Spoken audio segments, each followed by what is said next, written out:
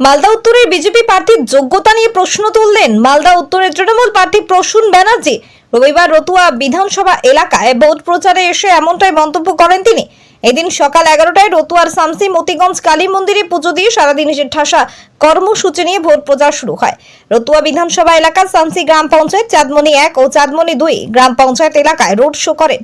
এরপর চাঁদমণি এলাকার একটি আম বাগানের মধ্যাহ্ন ভোজনে মুড়ি ও শশা খেয়ে বেরিয়ে পড়েন রতুয়া গ্রাম পঞ্চায়েত ও বাহারাল গ্রাম পঞ্চায়েত এলাকায়। বাহারাল এলাকায় রোড শো চলাকালীন শুরু হয় বৃষ্টি।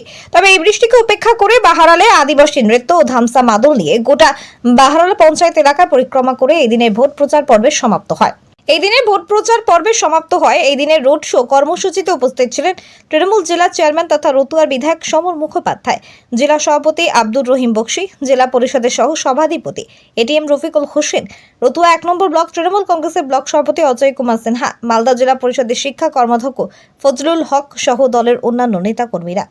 Bureau report, Hind news. রতুয়াতে বিভিন্ন অঞ্চলে বিভিন্ন জায়গাতে যাচ্ছি, মানুষের সঙ্গে সংযোগ করছি, আমরা মানুষের সাথে কথা বলছি, সমস্যা শুনছি এবং সব জায়গায় দেখুন দারুণ রেসপন্স হচ্ছে। আমার সঙ্গে রতুয়া ব্লক সভাপতি সঞ্জয়দা, আমি দেখতে পাচ্ছি সমর্থকদের ঢল নেমেছে, সাধারণ মানুষ দারুণ করে সারা দিচ্ছে। এটাই চলছে সারাদিন। স্যার, আজকে বিভিন্ন ধরনের দেখা যাচ্ছে, আজকে আপাতত আপনার কার সাথে লড়াইটা হবে এই রাজনীতিতে নেমে?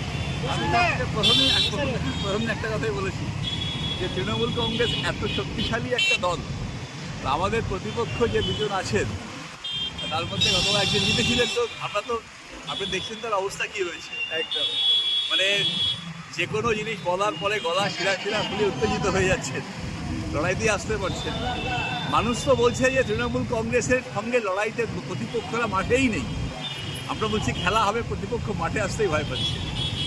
আচ্ছা, তৃণমূলকে ফ্যাক্টর মনে করি না, কি বলবেন বিষয়টা নিয়ে? দেখুন, কংগ্রেস কি বলছে না বলছে সেটা ইম্পর্টেন্ট নয়, কারণ এই কারণ হচ্ছে যে কংগ্রেসের সবথেকে বড় সমস্যা যেটা হচ্ছে যে এই সিপিএম যাদের সাথে আজকে ওরা অ্যালায়েন্স করেছে, একসময় কংগ্রেস সিপিএমের হারমান বাহিনীর হাতে মার খেয়েছে। নিজেদের কর্মী সমর্থকদের যে রক্ত, নিজেদের কর্মী সমর্থকদের আত্মত্যাগটাই কংগ্রেস ভুলে গেছে ক্ষমতার লোভে।